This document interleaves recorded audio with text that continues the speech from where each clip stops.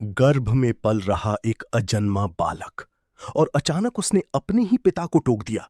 पिताजी, आपका उच्चारण गलत है। वेद ऐसे नहीं पढ़े जाते। सोचिए, एक बच्चा जो अभी जन्मा भी नहीं, वो वेदों की शुद्धता सुधार रहा है। ये सुनकर कहोल ऋषि स्तब्ध रह गए, लेकिन अगले ही पल उनका आश्चर्य क्रोध में बदल गया और उन्होंने श्राप दे दिया।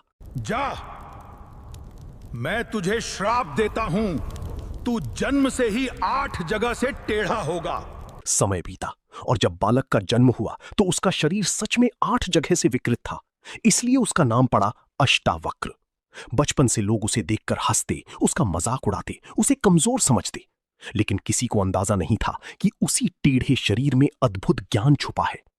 उसी समय राजा जनक के दरबार में एक भयंकर शास्त्रार्थ चल रहा था, जहां बंदी नाम का घमंडी विद्वान हर किसी को हरा देता था। उसका नियम भी डरावना था।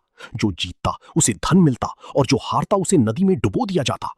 एक एक करके बड़े बड़े पंडित हारते गए और इसी शास्त्रार्थ में अष्टावक्र के पिता कहोल भी पहुंचे, लेकिन बंदी के सामने उनका ज्ञान कम पड़ गया और उन्हें भी हारकर नदी में समर्पित होना पड़ा।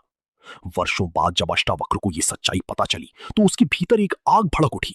जिसे दुनिया उसके शरीर के कारण कमजोर समझती थी, उसी ने संकल्प लिया कि वो बंदी को हराएगा और अपने पिता को वापस लाएगा।